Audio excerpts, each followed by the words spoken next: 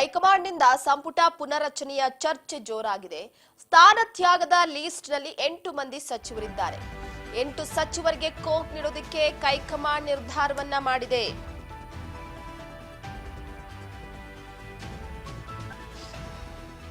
ಒಂದು ಕಡೆ ಸ್ಥಾನ ತ್ಯಾಗದ ಲಿಸ್ಟ್ನಲ್ಲಿ 8 ಮಂದಿ ಸಚಿವರಿದ್ದಾರೆ. 8 ಸಚಿವರಿಗೆ ಕೋಕ್ ಕೊಡೋದಕ್ಕೆ ಹೈಕಮಾಂಡ್ ಸಿದ್ಧತೆ ಮಾಡಿಕೊಂಡಿದ್ದು, ಸಂಪುಟಕ್ಕೆ ಸೇರೋದಕ್ಕೆ ಪ್ರಭಾವಿ ಶಾಸಕರು ಪ್ರಯತ್ನ ಪಡ್ತಿದ್ದಾರೆ. ಕೆಲ ಸಚಿವರು ಜವಾಬ್ದಾರಿ ಸೂಕ್ತವಾಗಿ ನಿಭಾಯಿಸ್ತಾ ಇಲ್ಲ. ಕೆಲವರು ಸಚಿವರ ವೈಖರಿಯ ಬಗ್ಗೆ ಅಸಮಾಧಾನವನ್ನ ವ್ಯಕ್ತಪಡಿಸಲಾಗ್ತಾ ಇದೆ. ಸೊ ಒಟ್ಟಾರೆಯಾಗಿ 8 ಜನ ಸಚಿವರಿಗೆ ಕೋಕ್ ಕೊಡೋದಕ್ಕೆ ನಿರ್ಧಾರವನ್ನ ಮಾಡಿರುವಂತದ್ದು. ಯಾರ್ಯಾರು ಹಾಗಿದ್ರೆ ತನ್ವೀರ್ ಸೇಠ್, ಎನ್ಎ ಹ್ಯಾರಿಸ್ಗೆ, ಹಿರಿಯ ಎಂಎಲ್ಎಗಳಿಗೆ ಸಚಿವ ಸ್ಥಾನ ಸಿಗುತ್ತಾ? ಮುಂದಿನ ಬಜೆಟ್ ಅಧಿವೇಶನದ ನಂತರವೇ ಸರ್ಜರಿ ಮಾಡಲಾಗುತ್ತಾ? ಬಜೆಟ್ ಅಧಿವೇಶನ ಮುಗಿದ ಬಳಿಕ ಸಂಪುಟ ಪುನರ್ರಚನೆ ಆಗುತ್ತಾ? ಸಾಕಷ್ಟು ಕುತೂಹಲಕ್ಕೆ ಕಾರಣವಾಗಿದೆ. ಸೊ ಪ್ರಮುಖವಾಗಿ ಒಂದು ಕಡೆ ಸಚಿವ ಸಂಪುಟದ ವಿಚಾರಕ್ಕೆ ಸಂಬಂಧಪಟ್ಟಂತೆ ಯಾರ್ಯಾರಿಗೆ ಕೋಕ್ ಕೊಡ್ಲಾಗುತ್ತೆ ಅನ್ನುವಂಥದ್ದು ಸದ್ಯಕ್ಕೆ ಪ್ರಶ್ನೆ ಆಗ್ತಿರುವಂಥದ್ದು. ಕೆಲವೊಂದಿಷ್ಟು ಸಚಿವರ ಕಾರ್ಯವೈಖರಿ ಹಾಗೆ ಕ್ಷೇತ್ರದಲ್ಲಿ ಹಾಗೆ ತಮ್ಮ ಸಚಿವ ಸ್ಥಾನವನ್ನ ಯಾವ ರೀತಿಯಾಗಿ ನಿಭಾಯಿಸಿಕೊಂಡಿದ್ದಾರೆ ನಿಭಾಯಿಸ್ತಿದ್ದಾರೆ ಅನ್ನುವಂಥದ್ದು ಕೂಡ ಸದ್ಯಕ್ಕೆ ಪ್ರಶ್ನೆ ಆಗುತ್ತೆ. ಸೊ ಈ ಹಿನ್ನೆಲೆಯಲ್ಲಿ ಎಲ್ಲೋ ಒಂದು ಕಡೆ ಕೆಲವೊಂದಿಷ್ಟು ಜನರು ಇದ್ದಾರೆ. ಯಾರಿಗೆಲ್ಲ ಕೋಕ್ ಕೊಡ್ಲಾಗುತ್ತೆ, ಕೋಕ್ ನೀಡುವ ಸಾಧ್ಯತೆ ಲಿಸ್ಟ್ ನಲ್ಲಿ ಯಾರೆಲ್ಲ ಇದ್ದಾರೆ? Number 1 RB. ತಿಮ್ಮಾಪುರ ಅವರು ಅಬಕಾರಿ ಸಚಿವರು. ಪ್ರಮುಖವಾಗಿ ಈಗ ಹೇಳುವಂತ ಲೀಸ್ಟ್ ಹೆಸರು ಕೋಕ್ ಕೊಡುವ ಸಾಧ್ಯತೆ ಇರುವಂತ ಸಚಿವರುಗಳು. ಅವರವರ ಖಾತೆಯಲ್ಲಿ ಎಷ್ಟು ಮಟ್ಟಿಗೆ ಅವರನ್ನ ತೊಡಗಿಸಿಕೊಂಡಿದ್ದಾರೆ ಅಂತ.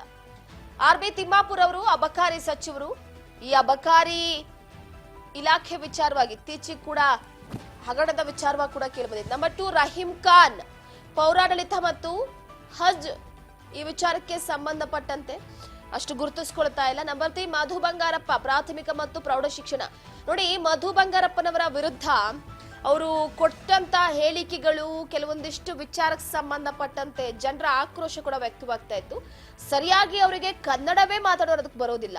ಕನ್ನಡ ಶಾಲೆಗಳ ಅಭಿವೃದ್ಧಿ ಹೇಗ್ ಮಾಡ್ತಾರೆ, ಕನ್ನಡದ ಬಗ್ಗೆ ವಿದ್ಯಾರ್ಥಿಗಳಿಗಾಗ್ಲಿ ಅಥವಾ ಕನ್ನಡ ನಾಡಿನ ಜನತೆಯ ಬಗ್ಗೆ ಇನ್ನೇನ್ ಹೇಳ್ತಾರೆ?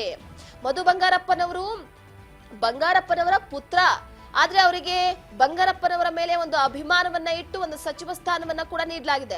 ಪ್ರಾಥಮಿಕ ಮತ್ತು ಪ್ರೌಢ ಶಿಕ್ಷಣ ಇದರ ಖಾತೆಯನ್ನ ಸರಿಯಾಗಿ ನಿಭಾಯಿಸ್ತಿಲ್ಲ ಅನ್ನುವಂಥದ್ದು ಕೂಡ ಎಲ್ಲೋ ಒಂದು ಕಡೆ ಹೇಳಿಕೆ ಬರ್ತಾ ಇತ್ತು. ಸೊ ಈ ಹಿನ್ನೆಲೆಯಲ್ಲಿ ಅವ್ರಿಗೂ ಕೋಕ್ ಕೊಡ್ಲಾಗುತ್ತಾ ಅನ್ನುವಂತಹ ಪ್ರಶ್ನೆ. ನಂಬರ್ 4 ಶಿವಾನಂದ ಪಾಟೀಲ್, ಸಕ್ಕರೆ. ಸೊ ಕೆಲವೊಂದಿಷ್ಟು ವಿಚಾರವಾಗಿ ನೋಡೋದಾದ್ರೆ ಶಿವಾನಂದ ಪಾಟೀಲ್ ಅವರಂತೂ ಇತ್ತೀಚೆಗೆ ಕಾಣಿಸ್ಕೊಳ್ತಾನೇ ಇಲ್ಲ. ಸೊ ಹಾಗಾಗಿ ಇದೇ ವಿಚಾರವಾಗಿ ಗಮನ ಹರಿಸೋದಕ್ಕೆ ಮುಂದಾಗಿರುವಂತದ್ದು. ಸೊ ಅದಾದ ನಂತರ ನಂಬರ್ 5 ವೆಂಕಟೇಶ್, ಪಿರಿಯಾಪಟ್ಟಣ, ಪಶುಸಂಗೋಪನೆ.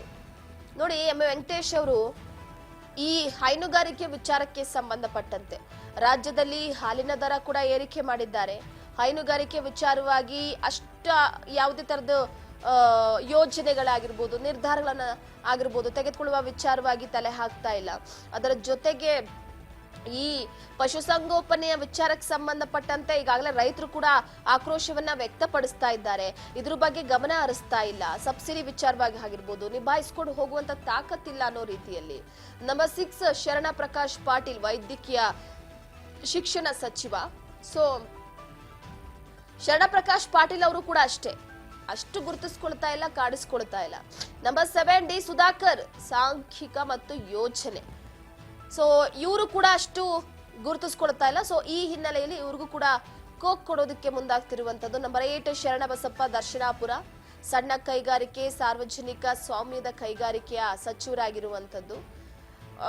ಕೈಗಾರಿಕೆಯಲ್ಲಿ ಒಂದು ಉತ್ತೇಜನ ಕೊಡೋದಾಗಿರ್ಬೋದು ಅಥವಾ ಬೇರೆ ಯೋಜನೆಗಳನ್ನ ತರುವುದಾಗಿರ್ಬೋದು, ಸರ್ಕಾರದ ಜೊತೆ ಗುರುತಿಸ್ಕೊಳ್ಳೋದಾಗಿರ್ಬೋದು ಪಕ್ಷಕ್ಕೋಸ್ಕರ. ಸೊ ಈ ವಿಚಾರದಲ್ಲಿ ಅಷ್ಟು ಗುರುತಿಸ್ಕೊಳ್ತಾ ಇಲ್ಲ. ಸೊ ಈ ಹಿನ್ನೆಲೆಯಲ್ಲಿ ಇವರೆಲ್ಲರಿಗೂ ಕೂಡ ಕೋಕ್ ಕೊಡೋದಕ್ಕೆ ಮುಂದಾಗಿರುವಂತದ್ದು. ಸೊ ಒಟ್ಟಾರೆಯಾಗಿ ಪ್ರಮುಖವಾಗಿ ಈಗ ಯಾರೆಲ್ಲ ಸಚಿವರು ಈ ಕೋಕ್ ಕೊಡೋ ಲೀಸ್ಟ್ ನಲ್ಲಿ ಇದ್ದಾರೆ ಅನ್ನುವಂಥದ್ದನ್ನ ನಾವು ನೋಡ್ತಾ ಹೋದ್ವಿ. ಸೊ ಹಿರಿಯ ಸಚಿವರಿಗೆ MLA ಗಳಿಗೆ ಸಚಿವ ಸ್ಥಾನ ಸಿಗುತ್ತಾ ಅನ್ನುವಂತಹ ಒಂದು ಪ್ರಶ್ನೆ. RB ತಿಮ್ಮಾಪುರ ಆಗಿರ್ಬೋದು, ರಹೀಂ ಖಾನ್ ಆಗಿರ್ಬೋದು, ಮಧು ಬಂಗಾರಪ್ಪ ಆಗಿರ್ಬೋದು, ಶಿವಾನಂದ ಪಾಟೀಲ್ ಆಗಿರ್ಬೋದು, ವೆಂಕಟೇಶ್ ಪಿರಿಯಪಟ್ನ ಆಗಿರ್ಬೋದು, ಶರಣಪ್ರಕಾಶ್ ಪಾಟೀಲ್ ಆಗಿರ್ಬೋದು, D ಸುಧಾಕರ್ ಆಗಿರ್ಬೋದು, ಶರಣಬಸಪ್ಪ ದರ್ಶನಾಪುರ ಆಗಿರ್ಬೋದು. ಸೊ ಇವ್ರಿಗೆಲ್ಲ ಕೋಕ್ ಕೊಡ್ತಾರಾ ಅನ್ನುವಂತಹ ಪ್ರಶ್ನೆ. ಇದು ಲೀಸ್ಟ್ ನಲ್ಲಿದೆ ಹೆಸರುಗಳು ಅಂತ. ಒಂದು ಹೈಕಮಾಂಡ್ ಸೂಚನೆಯ ಮೇರೆಗೆ ನಿರ್ಧಾರವನ್ನ ತೆಗೆದುಕೊಳ್ಳಲಾಗುತ್ತೆ. ಕಾದ್ ನೋಡ್ಬೇಕಾಗಿದೆ. ಯಾಕಂದ್ರೆ ಹೈಕಮಾಂಡ್ ಜೊತೆ ಚರ್ಚೆಯನ್ನ ನಡೆಸಿ ತದನಂತರ ಇದೇ ವಿಚಾರವಾಗಿ ನಿರ್ಧಾರವನ್ನ ತೆಗೆದುಕೊಳ್ಳಲಾಗುತ್ತೆ.